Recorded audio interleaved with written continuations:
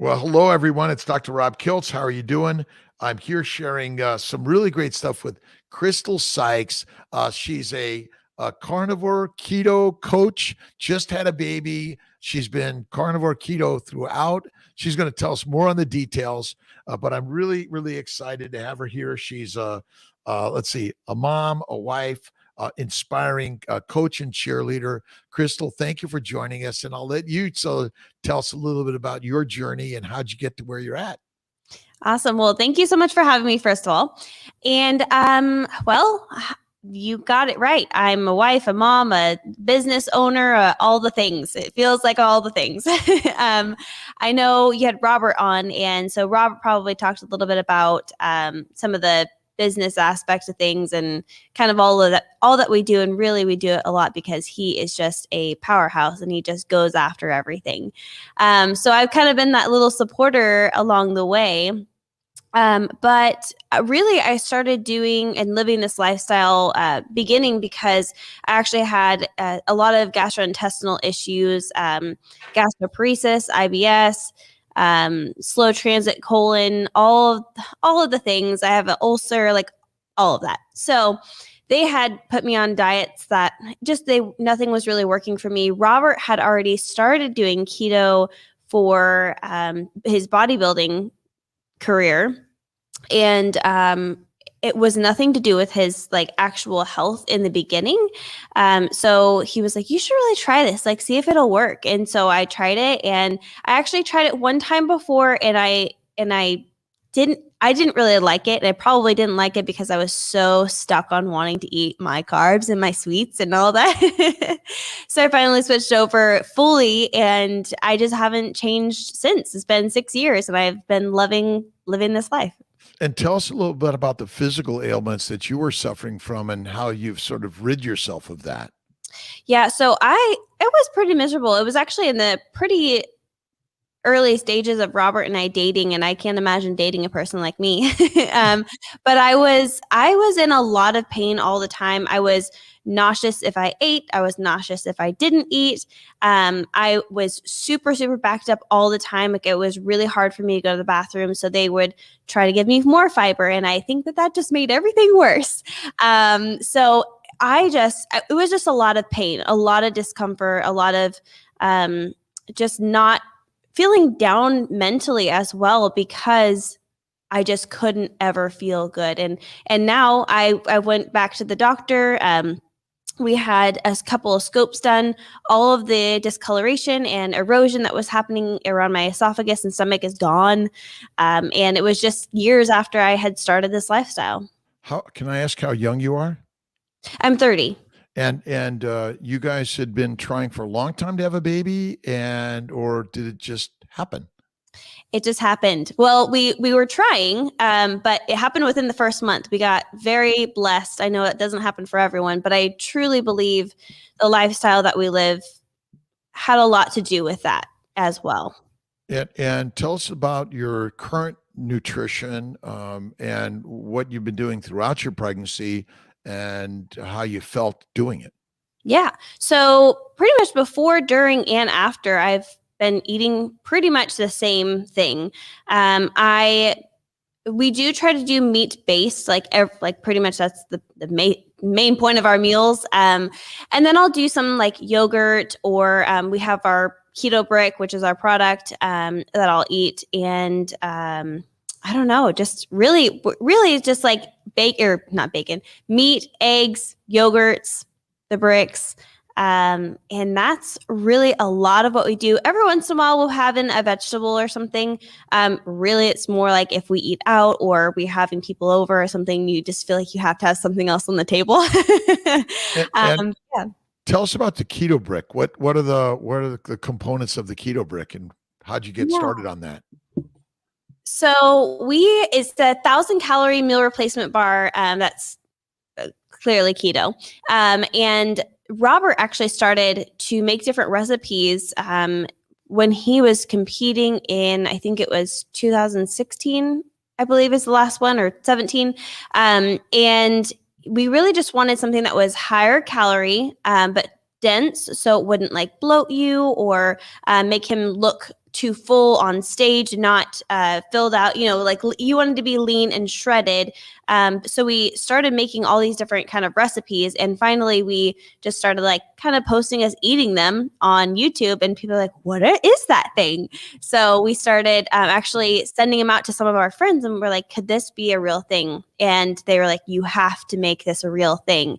So from there, we just hit the ground running, and it's been here ever since. What are the components of it that you think are the best?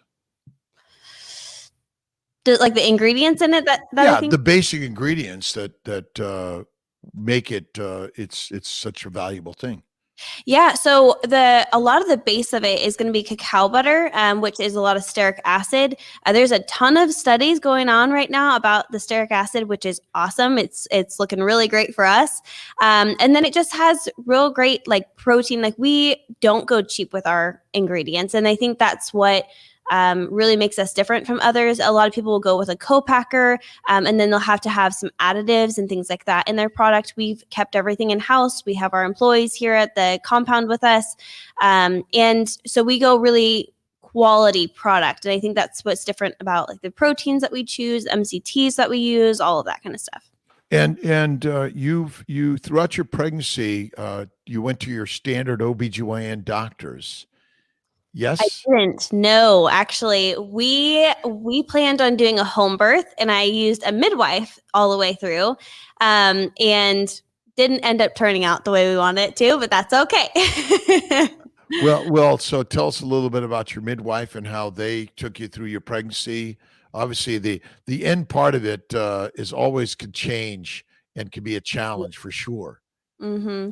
Yeah. So my midwife was amazing. I will always stay in contact with her. She was just a really great human. But she was very supportive. One of the first things I asked, I interviewed several of them, and I said, this is my lifestyle. I don't plan on deviating from it. Are you willing to help me with this? And she's like, absolutely. Really, she said, you need all the meat you can get. She's like, I do push that you would have some vegetables. But she had no problem with the way that I lived, my exercise, training, all that kind of stuff. She was actually encouraging me, like, don't stop, just keep going. Don't push yourself too hard where you're going to hurt yourself, but keep going, keep exercising, keep, being healthy and eating the way that you are. So she was absolutely amazing. And I'm just so grateful for her. And tell us a little bit about your coaching. How'd you get into coaching and who are you coaching and what are the type of things that you're doing to inspire people? Yeah. So I started coaching, I think in 2017 or 2018. And really, I think it kind of just fell into my lap. There is a company called, of course, I'm going to blank on it right now, Keto Evangelist. And they actually invited Robert and I to be their fitness coaches on their websites. And so we did that for a little while. And then we eventually decided to go our own direction and start doing coaching ourselves on our own sites. So that was it was really wonderful. And it was a really great introductory to being able to do things on my own. So just since then, I've been kind of doing my own thing. I have ladysavage.com. That's where I do all my coaching, and I have some workout programs and things like that. And I really coach a lot of different people. I do specifically just work with women. I usually forward all the men to Robert, and that's just because I feel like I connect with women a little bit better.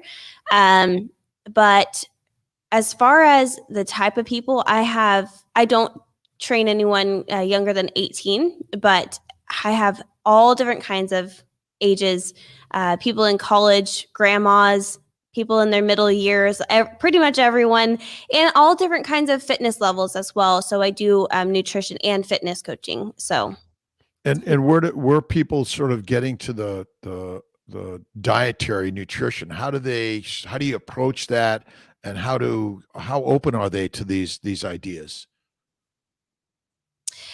I think for the most part, once they find me, they're like ready to start this kind of lifestyle, a keto or carnivore lifestyle, or they've already been doing it and they're just kind of confused or just eating a lot of keto junk and really just need to clean up their diets. Honestly, you can do keto or carnivore and still somehow eat junk.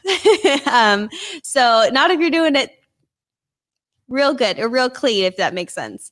So I think that usually they're pretty open to it. However, everyone works a little bit differently with nutrition and coaching, that I try to give people a little bit of grace. You know, they're transitioning, they are going from doing what they're used to onto what I would like them to do as a more strict protocol. So I try to give them grace for a couple of weeks to, you know, introduce into it. Robert's kind of like a hard stop, like we're just going to go. And I found that I'm kind of a little bit more, let's kind of ease in, but like, let's do it within a couple of weeks so that we can get the ball rolling on this. So makes it a little easier for them.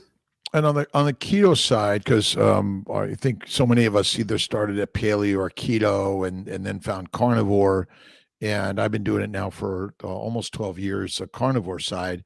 But you know, occasionally we're all sort of cheating, but I like to call it rewarding and treating. Personally, I don't cheat ever. What's your, you know, where are the slip ups on the keto for most people? I don't know. For most people, I think it's really just kind of a mental game. I think it's more of like the family's getting together and I want to seem like a normal person.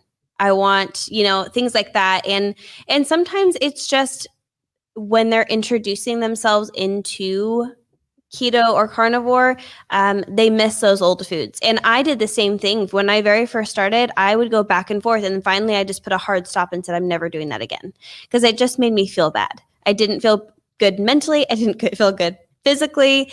So I really just had to put a hard stop. But I think that that's it for a lot of people. It's not really, I have to have this food to feel better. It's more, I kind of just want to be normal, or I kind of just want to have this one thing. And then it kind of leads them off into a little bit of straying away for a bit. And do you where do you put fasting and 1 meal a day or 2 meals a day or things like that? Is that something you help focus on? I'm pretty big on feasting. I think it's very important to eat plenty of food. And I think that it can be a great strategy. I think that it can be helpful. I think, you know, maybe an extended fast every few months, or a 24-hour fast every once in a while. But I am more on the feasting end of things. I think that most women that I work with have been under eating for an extremely long period of time. And I find that that's usually what's causing them to find a holdup in their weight loss journey, or just feeling maybe not as great as they could if they actually were feasting and eating a little bit more. So that's really the way that I usually try to lean towards. And I also find that if you're fasting, you should already be eating enough during the times that you're not fasting. So that's another thing. If you're only eating, 12 or 1300 calories on a regular, and then you're also fasting, you're just really stressing out your body. So what are your general feasting, fasting time frames? For myself? For yourself one, and then for the general recommendations that is optimal, or getting people to their optimal health. I usually find that 2 meals a day is pretty good. Usually an afternoon meal and then a dinner meal is generally what people kind of gravitate towards once I start them. That's what I was doing for myself as well until I became pregnant and then started breastfeeding. I eat a little bit more frequently, and not that I feel like I have to, but I'm a little more hungry. So I've been kind of, eating a little bit more frequently, or before in the morning, I should say. Whereas before I would really push my meals off until, 11, 12, and then have an evening dinner meal as well. And that's typically what I see people doing as well. Do you think the snacking is a big problem for people? And how do you approach that? Yeah, snacking is a big deal for people. They love to have something to just nibble on, or gum, or whatever it is.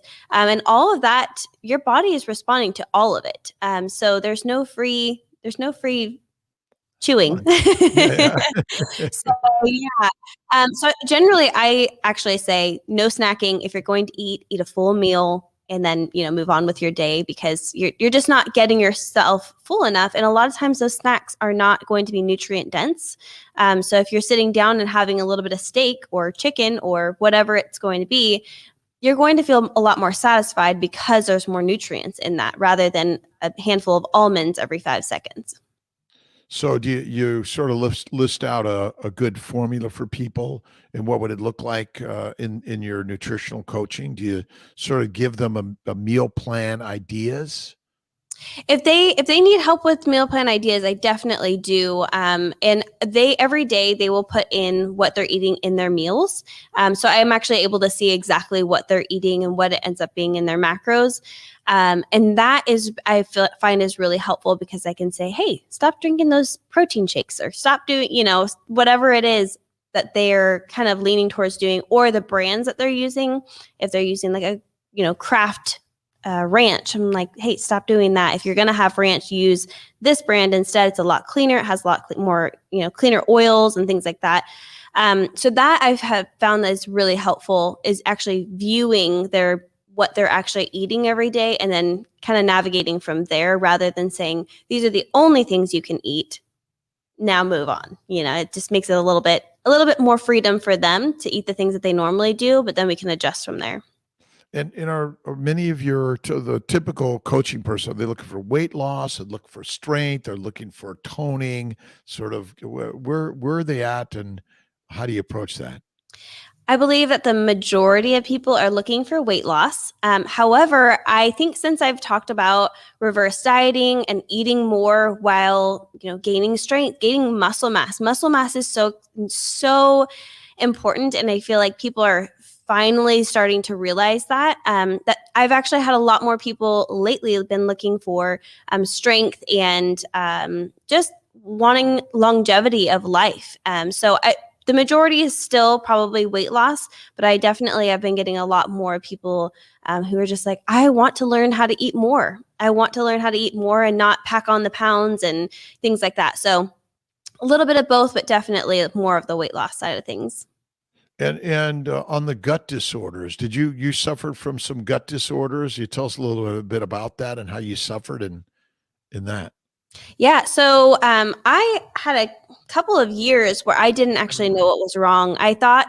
We thought it had to do with like all of my female parts. So and it was more around my cycle. I would have a lot more pain and discomfort, and of course I had been on birth control forever, and so I went to my gynecologist, and he ended up doing just a scope just to kind of look around, see if I had anything like endometriosis or anything like that. And he's like, there's not anything. He's like, there is a little bit of, scar tissue around your intestines actually. And he said, I really think that this is GI related. So I ended up going to a gastroenterologist, and they did some scopes and things like that. We had a really hard time finding out. But I ended up finally doing a test for gastroparesis, and that was it. And they tried the medication. They had me lay on a table, I think it was an hour and a half, and wait for this food to digest. And it was just not moving. And then they gave me a medication, and the medication didn't work, which I'm really grateful for because I don't think the side effects are very great. But even after that, we found that it was also a slow transit in my intestine, my colon as well. So a lot of that was just, it just felt like everything was slow. So I thought, okay, what can I eat that helps move things through that isn't going to stop me up? And they really were pushing the fiber or high sugar items because it's easily digestible. It'll just slide right through. And it was causing me more pain and more discomfort, and I wasn't able to get in meat and the things that we knew were important, even though I didn't know a whole lot about nutrition then. We knew that it was kind of wrong. Like, it just didn't feel right. So that's really when I started leaning into what Robert was doing, and it just slowly got better. It was not an immediate, wow, this is a miracle. It was like 3 months later, wow, I don't feel like death every day. And then after 6 months, it's like, okay, I can actually like move and run and do all these things without pain and feeling like there's a rock in my stomach. And then just year after year after year, it felt better. And that's when I went back and had those scopes done. And they were like, everything looks great. You look wonderful. Now I still do have, it's still slow. It still runs slowly. But I've just learned what to eat and what not to eat for my body. And I just don't feel like that pain and discomfort anymore. And even through all of the pregnancy and the pregnancy hormones and all of that, everything was good. Do you think why do you think the doctors are so resistant to the ideas that you're sharing? And I guess the question is, do you think they are? And if they are, why? I did mention it when I very first went, and she was like, if you want to try it, that's going to be on you. And that was kind of what I was left with. And I was okay with that answer. I thought, what you're offering isn't really helping me. I'm, taking some medications and things like that. And I eventually stopped taking everything and just started eating real food and moving my body and, using electrolytes as a helpful tool as well. I think pharmaceuticals have a lot to do with it. I think that the sugar industry has a lot to do with it. But I'm not seeing all that kind of stuff, but you kind of, if you start doing your little bit of research, you can kind of see how things align. And I just try to do everything as naturally as possible. So if I go to a doctor and they're not offering me natural remedies first, I'm going to kind of question, is this the right person for me to be seeing? And I did do that with one man, one doctor. I walked in and I said, I'm probably not going to take any medication you offer me. I just want to start there. So let's try to figure out a natural product. And I left with a baggie full of medication. And I said, I'm not going to take any of this. And he said, just take it. Just, bring it with you just in case. And I said, well, we're trying to get my bowels moving. And I said, isn't there something I can do with maybe like magnesium or something like that? And he said, maybe that might work. But I don't know how much to tell you to take. And I thought, of all the easiest things that I could do, it would be a magnesium, some sort of electrolyte. Hey, drink some more water. But none of that was really talked about. It was like, this medication will help you. Oh, you're doing keto or carnivore. You should probably implement some fiber. And I'm like, actually, that's what caused me so much pain when I tried before. Just didn't really respond very well. And so now I'm pretty picky about the doctors I choose. I'm finding, because I know as a doctor, I was trained by my patients. So I learned over the last 30 plus years of between practice and education that you got to listen to the patients. And I too was one of those like, I know best. You don't know. Like, oh, are you looking on the internet again?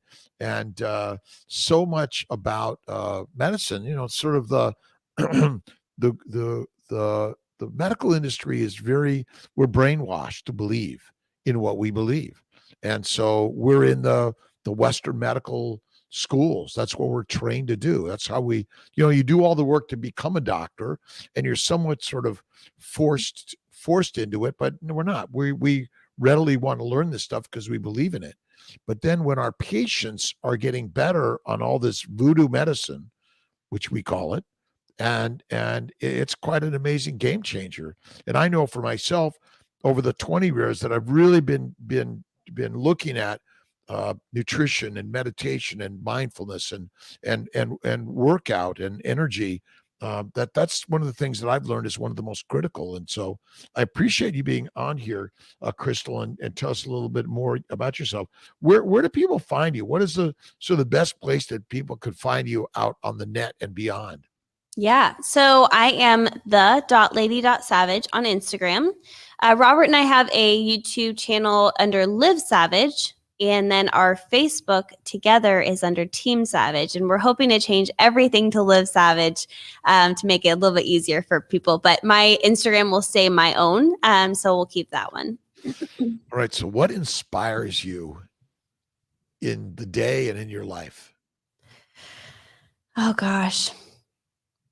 Well, I would say to start that off. I have a pretty deep faith. And I think that my faith is really what drives a lot of what I do in my everyday life, in my family, and in the business. So that would be my number one. And then my family. I think that, having Robert as my husband, he's kind of a he's kind of a beast, kind of a savage, I should say. And he inspires me every day. I mean, he is just all about the hustle and the grind. And I run a little bit slower than he does, and I'm more like the family life and things like that. So I definitely have my foot in all the business stuff. But and now I think having my son, that's a big motivation. When I was pregnant, I just kept saying, I'm not doing this workout for me. I'm doing it for him. I'm doing it so that he has the best start to his life. And I hope to show him by leading by example of what health and wellness can be. So I think that's probably my biggest thing right now, and staying healthy. What are your biggest challenges? What's the hardest thing you deal with? And how do you deal with it? Probably right now is taking the time to do things like workout. Having an infant and wanting to, pay attention to what you're eating and fitness and all of that. It can be a little bit more of a challenge, I guess. But, right now I'm waking up at 3:30 in the morning, getting out of bed, going into the gym while Robert watches my son, and getting it done before he even wakes up in the morning. And it's just dedication to yourself. And I do make all the meals for Robert and I, so that makes things pretty easy. I make sure that I have time set aside. Today we're going to grill a whole bunch of chicken and pork, and we'll have that for the week. So we find ways to make it happen, but I think just finding the time. Everyone's busy, but sometimes you have to get up an hour earlier. Sometimes you just have to, make those things happen to make sure that you can live the best life. As an entrepreneur, what are the things that challenge you, and what's the sort of the magic of the beauty of it? Oh my gosh. Honestly, every day that we walk into this building, it's like a dream come true. And we think, when was the last time we worked for someone? And it's been years. And we also, when we first moved into this building, we moved in here last August. We did a brick by brick launch, and anyone who bought a brick within that month of August, we put their name on a brick on the front of our building. And you walk in those doors, you're walking towards the front doors, and you see all of these names of people who have supported you in your business. There's nothing cooler than that every single day that you walk into work. So I don't know. I think that that's amazing. That really keeps us going and keeps a fire under our butt. And then I think the challenges are just, the balance of, when we're home, especially since Robert and I own these businesses together, we're kind of working side by side. So it's like you go home and you want to talk about the employees and how's everyone doing and how's this working? How's that, So we've had to try to find, ways of kind of shutting that off, but also it's our whole life. So we're excited to talk about those things. So Robert actually did a really great speech on not so much balance, but Tensegrity, which is more of the cables pulling on each other rather than being balanced, like when you're on a teeter-totter. What was the word you used? Tensegrity. Tensegrity. So yeah. So it's like if you'll have to look it up. There's some tables and such that are built off of this thought process, and it's actually all built off of tension. So that's tension. Yeah. So it's like all built off tension, but it's called Tensegrity. So all of this tension is actually what's causing this table to stay together. It is amazing. You will have to look at these tables because they're only connected by cables, but you'll just have to see it. You can't explain it, but it's very cool because if you're balanced, if you're on a teeter-totter and you're trying to balance everything out, you're only okay. If something's high, something else is suffering. If you go the opposite way, something else is suffering, and this thing is really high. If you're just right in the middle, then you're just mediocre. Everything's just okay. If you're using this Tensegrity that Robert talks about so much, you're really adding tension and pressure, and everywhere is doing fine. If something starts to suffer, the whole table is going to collapse. So if everything is the word resistance, because you guys are in the resistance work, right? Yeah. And you're working on resistance, and you If you just let the resistance push you and you don't push back, you don't get any benefit or value from that, wouldn't you say? Mm-hmm. And Yeah, it's exactly. about tensegrity, I would say. That's amazing. I haven't heard the word, and I'll have to look it up. But it's pushing and pulling. And as you Mm, said, so the teeter totter, it can never stay like this, right? right. If even if someone takes an extra breath, it just changes everything. And you just have to keep moving. You Mm-hmm. keep moving. Yeah. Well. So you grew up. Where did you grow up? And tell us a little bit about, how is it? Again, I think it's for all of us because we grew up in this world. We're inundated with all of this marketing ideas, and we all are suffering in one way or another. I suffered from migraines and stomach problems as a kid. I couldn't read, ADHD, OCD, and I didn't really understand it until I was nearly in my 50s to really understand all of it. Can you tell us a little bit about some of the challenges you may have experienced as a child, and how we can all learn from that? Yeah. So I grew up in the Bay Area of California. I could have not landed anywhere more opposite in Arkansas now. So I grew up in the Bay Area. I eventually moved to Washington State, which is where I met Robert. And then he moved me back to Arkansas, where his family is at.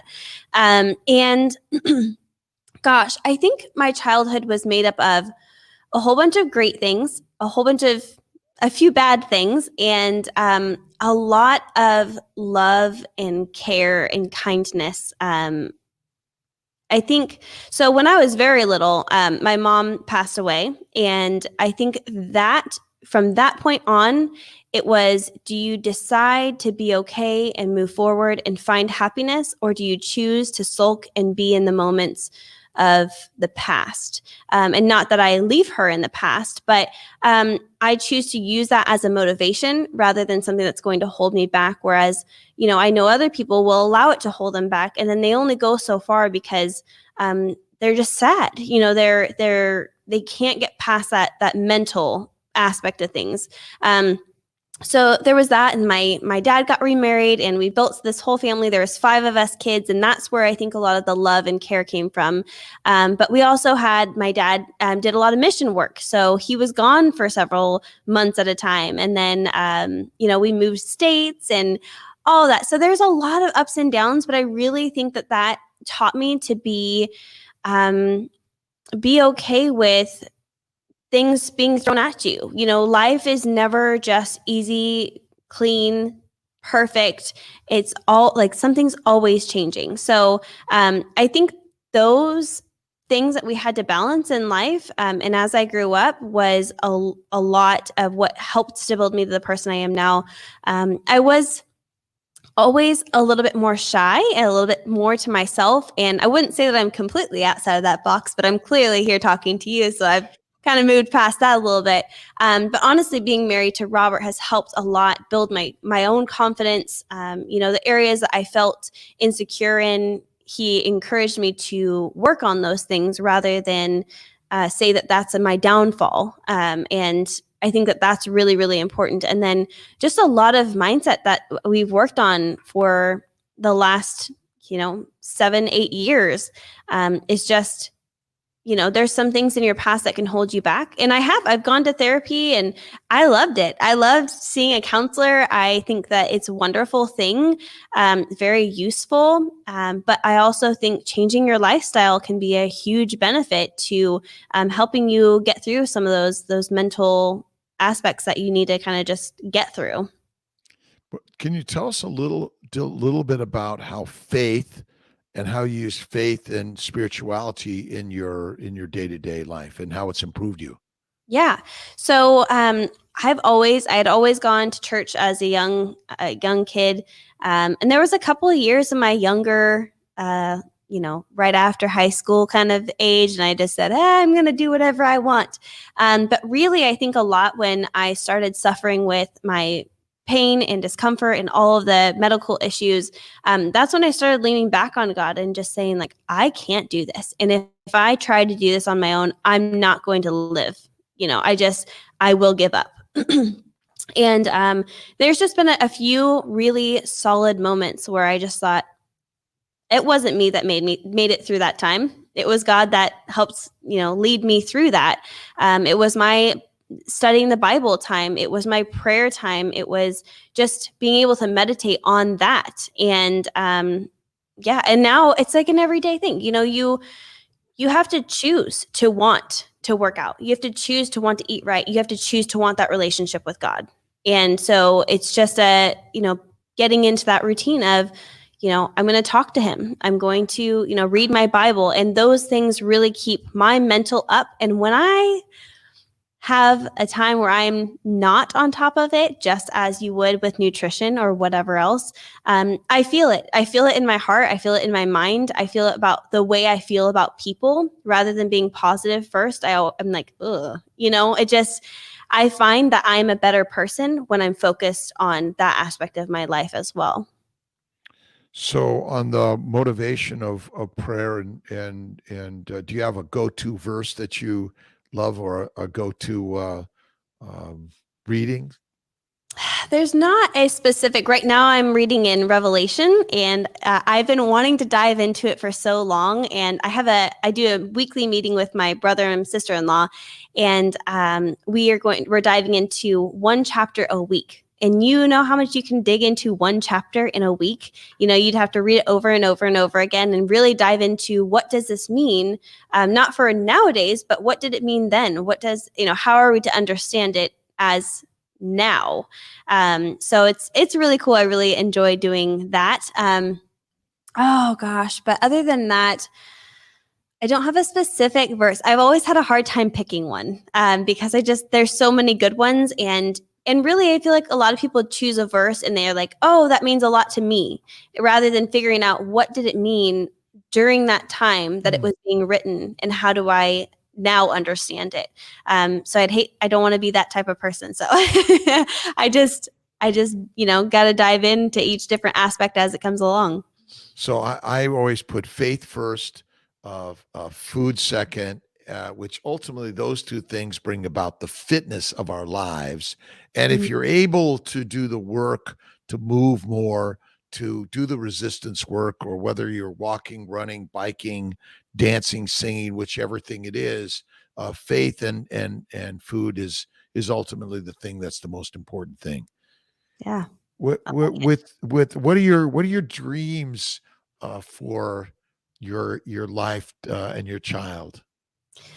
So many dreams. So Robert and I, when we bought this building, we purchased a house that's not too far away and has a little bit of land. We eventually would like to have a little bit more, but right now we have enough where we can have some animals. And that was really important to us. We didn't want to start having children until we had land. And that, is not for everyone, but it was for us. And when I was in high school, we had chickens and I raised pigs for FFA to sell at fair.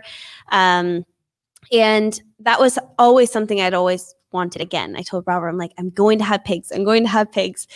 So we don't have any just yet. We've been here for just under a year, but we're still working on getting fencing up and all of that kind of stuff. So that was really important to us, to raise our children on land, get them outside, get them working, get them being physically active. Robert also, his family his parents have about 50 acres themselves, and then he has a family farm in southern Arkansas that has thousands of acres. And that's hard work. It's manual labor. It teaches you so much. It gets you out in the sunshine and in nature and connects you with what we were really intended to be around. And I'm so grateful for technology. It's been amazing, but you also got to get away from it every once in a while, feed the animals, do all the things outside. And I just find a lot of kids looking at iPads and iPhones and all of these things that it's really important for us. We don't own a TV. We try not to look at screens a lot when we're home. So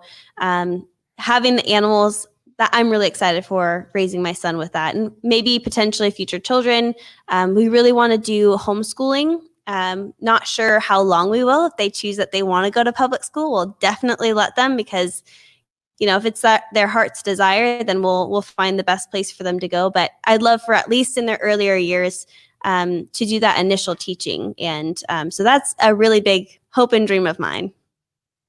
So for so many young people out there, and I personally think we're all young. If you're breathing alive, you're young. What are sort of the 1 to 5 pieces of advice that you'd give to anyone sort of on this journey of life as you're seeing it? Whew, that's a lot. All right, 1 to 5. I would say kind of like what Robert suggested to me, the areas that you think you fail in, challenge yourself. If you're not confident in something, work on that thing. I find that that's what's kind of gotten me a lot of the confidence that I've built within myself. I would say, figure out, like you were mentioning, figure out what order things go in your life. And for me, just in general, it would be faith, my family, and then it would go, my nutrition, my fitness, and all of that kind of stuff. And it just kind of goes down the line, and I figure out what that looks like. So find out what that looks like for you, and then start focusing your energy on those things. What else do I have? I'm sure there's something, and it's just somewhere in my brain. So faith and family really surround your life as much as more than anything, and with that, your nutrition. And maybe talk a little bit about, I know I've been loving watching you and Robert cook online, simple things, and tell us about your cooking and where you're going to go in more cooking shows. Yeah. So we have the Keto Savage Kitchen, which is so fun. And a lot of times it's just what we really do. We don't do hard things. We don't like to go extravagant with our food because it just makes things complicated. It takes too long, and we're busy people. So we try to choose, nutrient dense. We try to choose as clean of options as we possibly can. And then we throw things together and it tastes good, and then we share them. What is your favorite meal? Oh gosh. Oh man. Well, lately it's been our chili. I just shared our chili the other day, and the one reason I really like it is because I can actually add like liverwurst in it. And I have a hard time eating organ meats of any time, of any kind. I don't know, I can't get past it mentally, but I do like to implement a little bit. So I can get a little bit of liverwurst and things like that in there. And it's just so good. I just really like it. So we have that chili, and I don't know what else I really like. We just like a lot of steak. We got a cow, like butchered. And so we've been really enjoying the steaks that have come from that cow recently. It's so good. So what do you think? Tell us a little bit about organ meats. Do you have any particular opinions on how important it is to do the bone marrow, the bone broth, organ meats, and things like that, and also focusing on eating fat? Yeah. So as far as the organs go, I do think it's important. You think back, that's the first thing that you would want to eat. That's going to be a lot of nutrients and such, but they were also doing a lot of fasting during that period of time as well. I, again, have a really hard time getting it in, and I seem to be just healthy enough and have, plenty of minerals and vitamins in my body, which actually I'm going to get tested real soon because, you lose some of that when you have a baby, and then you're breastfeeding and you're giving your nutrients to the baby. So I'm going to get that tested, and we'll see. I'm pretty excited about it. But I think it also can be overdone. I think you can overdo it as well. And I don't find that that's going to be an issue for myself, but maybe for other people, just, don't go crazy with it. If you want to have it, once or twice or whatever, a week or a couple times a month or whatever, find what works for you. And then also feel free to get tested. If you're high in something, you probably are not going to eat the thing that makes you even higher. If you're low in something, you might want to eat more. That way you're not having to use a lot of supplements. You can actually use real food to, make sure that those vitamins and minerals are supplemented.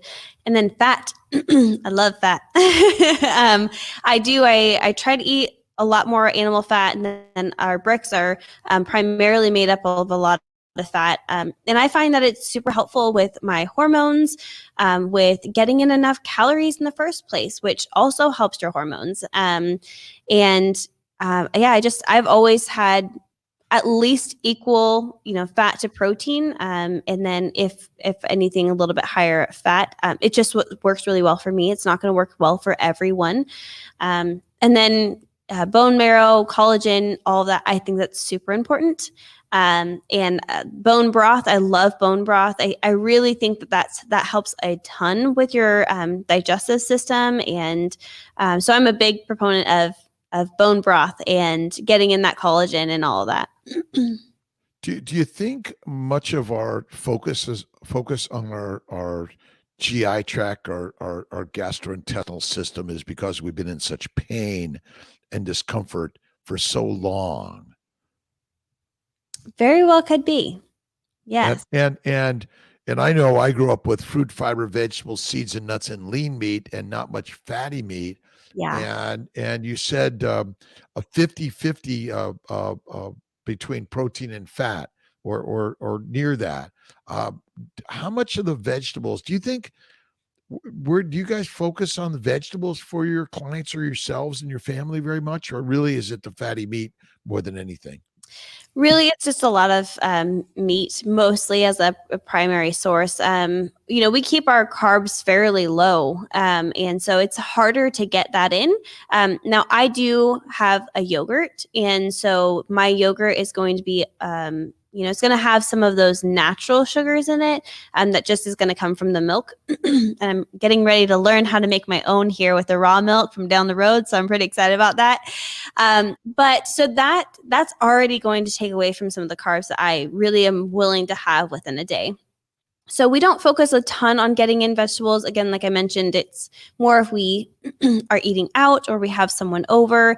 But we actually both feel better when we don't have them in our diet regularly. And when we do have them, it's something that we can enjoy, and then we move on. And we just, we just don't have a lot of it. And then for my clients, there's some people that are like, I feel so good when I have it. And I say, okay, let's remove it for a little bit. Let's do this lower carb for a little bit.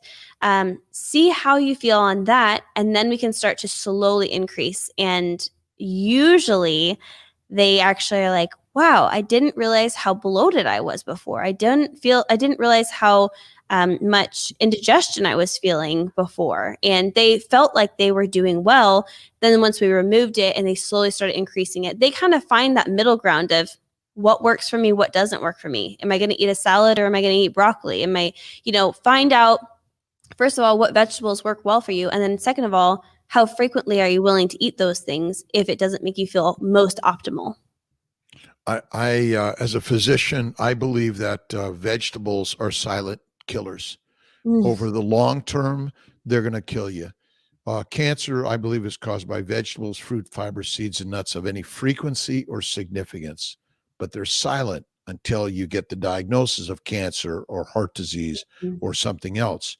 We do love them because they're plants. We're addicted to them because they're plants, because ultimately heroin, cocaine, marijuana, nicotine, and caffeine come from plants. Yes. And so does alcohol. So ultimately, it's one of those things that, as you say, you work to get them off of it, but it's one of those things that takes time. But Robert sounds like it's time today. But I think we have to work with people where they're at and help give them the formula. I personally do French fries, fried in duck grease, dipped in mayonnaise, or preferably sour cream from time to time, but not all the time. And I love my ice cream, which I do add some cane sugar. I personally believe that a little bit of sugar is okay from time to time, but not every day. Tell us a little bit about your treats or rewards. What is your favorite thing to go to for a treat and reward? Oh, it's probably the worst. Well, not the worst, but the worst thing that I eat, worst in my mind. I do have like a little bit of berries in my yogurt. And I don't really like fruit because it's fructose and I don't like that type of sugar, but I do like a couple of berries there every once in a while in my yogurt. So that is a really big treat for me. And then I do enjoy it's kind of like my ice cream. So there's Mark Bell has a Steak Shake protein powder. And so I mix that in with like some heavy cream and ice, and I just put it in the blender, and it's like a thick ice cream, and it's so good. And it doesn't have the added sugar or anything in it. So I don't feel it as, as guilty having it. So that's another enjoyable thing for me. But I think I like the cold, like something about the yogurt and berries, and then the kind of like protein shake ice cream thing. And I personally think fruit a little bit from time to time is okay. All the time is not. Fructose is natural sugar. It is not a killer of our body.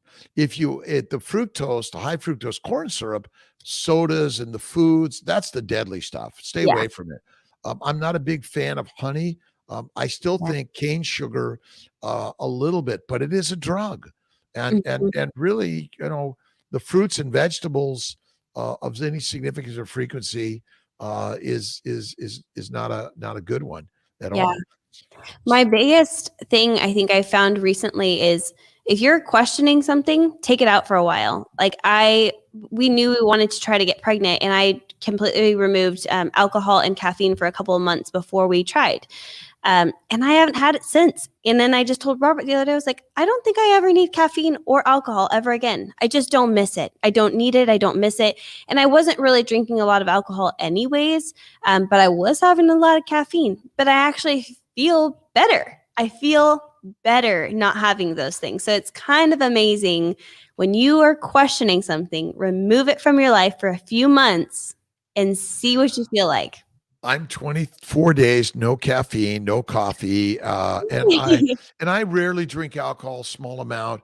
I think it as a little bit of caffeine or alcohol from time to time. But the problem is, so many people can't do it from time to time, so don't do it at all. That's really it. And a bottle of wine or brandy is never good, and that's kind of we all go to that area.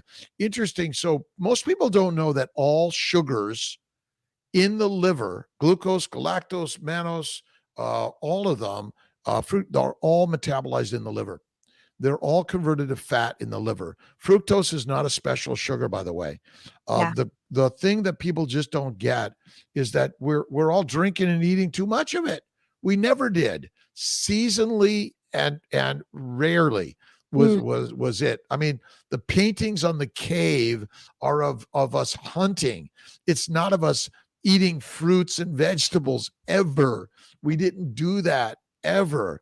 We're meat eaters. Meat makes us mighty. Meat makes us the masters. And I tell all women and men, if you're in the reproductive years and you're working to get pregnant, fatty meat, throw it, everything else away. Oh, wait a minute. If you're at any age of life, it's fatty meat, throw the rest of it away. That's what we really, really, really need to be doing. So did you buy a half a cow or a full cow recently? So my brother actually raised a couple of cows, and my dad and I split one cow, and then my brother had his own. And they're probably going to do it again, but they're up in Washington State. So when my parents came down to meet my son, they brought the meat with them. So we won't be doing it from them again, just because it's too far away. But we have a ton of farmers around here, a ton of opportunity to get, really good quality meat. So we'll be doing a full cow in the future, but this one was just a half, and we are enjoying every second, or every ounce of it, I should say. And how about the organ meats? Do you get those? Do you have them save those, or do you buy them differently? We had them save them. And then my brother and his family don't eat as much of them, so we got a little bit extra. But we do have that. We actually were just talking about that last night. We're like, what are we going to do with all of this? We got to, start mixing it in somehow. And really, we have a recipe on organ burgers, and that's just about the only way I can get it in. So having those and eating them every once in a while, that'll do. And I think freshly made organ burgers are the best. You get the meat, the fat, and the organs. You grind it up. You make the patty. For me, it's a little bit of blue cheese and butter. It's the very best. And, so much. We need to get back to home cooking, wouldn't you say? Absolutely. Yeah. Robert and I don't try to eat out very frequently, especially now that we have a baby. It's a little harder to eat out as well. Because if we do eat out, we try to choose a better restaurant. You know, we don't do any fast food. We don't do anything like that. And it's just a lot of money, you know, to go to a restaurant and, you know, fork out a bunch. But sometimes it's nice for the person who's usually cooking to like have someone else make the meal. But that's usually when Robert breaks out the grill, and we do the grill first before we go out to eat. So, just on a personal note, I noticed you have it looks like an arrow on one arm and Yes. birds on the other. Can you tell Yeah. us what their meaning is for you? Yeah. So this one is a feather with birds, and the feather is like a representation of myself. And the birds are actually, there's one for everyone in my family, including my birth mother, and then all of my added siblings and everyone. So there's all the birds. And I really just like that because everyone in my life really has a big place in who I've become. They've all helped grow me up. All my siblings are older than me, and then, you know, there's my parents and my mom. And they all had a really big role in my life and how I became the person that I did. And I got that when I was 18, and I don't regret it. I love it. I'm so happy that I got it. And it's still true to this day. I'm very close with all of my siblings and my parents, and it's just a really important relationship that I have with all of them. And then the arrow I got a few years back, and the arrow really is just a symbol of, you know, moving forward. If there's a lot of times where you just feel stagnant, and there is a saying that goes like you can pull, once you pull back your bow, the arrow can only go forward. And I think that's a really good representation of what happens in life. Sometimes you feel like you're back. There's so much tension. There's so much stress. And then the only thing that you can do is just move forward. I really like that. And then Robert's also a bow hunter, so that's also helpful. So resistance and tension and direction, but feathers of freedom. Mhm. And it seems to be a creative spot in your heart and soul and life, Yeah. Crystal. And can you tell us a little bit about your baby, what you had, the name and Yeah. So his name is Rigel. His name is actually Robert Rigel. He is the fourth Robert in the Sikes family. So that was a really special thing. We actually just got a picture of all four generations yesterday. So we're stoked on that photo. And then, so his middle name is Rigel, and Robert's middle name, my husband's middle name, is Orion. And in the constellation Orion, Rigel is the brightest star. So we called him Rigel, and we call him by his middle name because there's just too many Roberts. And he is amazing. He is the cutest, sweetest little thing, and he is growing like crazy. He's a big boy. He not fat, just long, and just he's up and moving and just wants to be going. It's really awesome. tell us a little about your breastfeeding and how does that obviously it's something you planned and was important. Do you think your nutrition and your current nutrition was really a benefit to that? Yeah. So I think through my whole pregnancy, my nutrition was super important. But I get a lot of people asking about breastfeeding, a lot of DMs, a lot of emails asking if it's safe, asking, you know, where the studies are at and all that. And honestly, I don't know that there's a whole lot on what I'm doing, but there are other people that have been doing it. My son is amazing. And he's only 2 months old, but he's doing all the things that a 2-month-old should be doing. And he's wiggling around and he's growing like crazy. And we do have a family doctor. And I also went back and saw my midwife, and everyone's very happy with how he's going, how he's progressing. And my supply is great. I don't have any issue with that. And if I do, I'm like, oh, I forgot to drink enough water today. But it's a great thing. I know that what I'm doing for my nutrition is being passed to him. And that's the most important thing to me. I'm not going to go through my pregnancy and then go eat 12 burgers from McDonald's because I'm still providing that nutrients for him and my body. And you have to replenish so much in your body after pregnancy.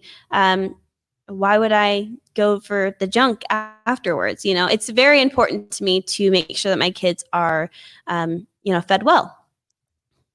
So for the last 3.5 million years, we ate fatty meat, organ meats, bone marrow, bone broth, and so it's no mystery that ultimately our proper human diet, which is our optimal nutrition for moms, and ultimately reproduction is the most important thing that we're all living for.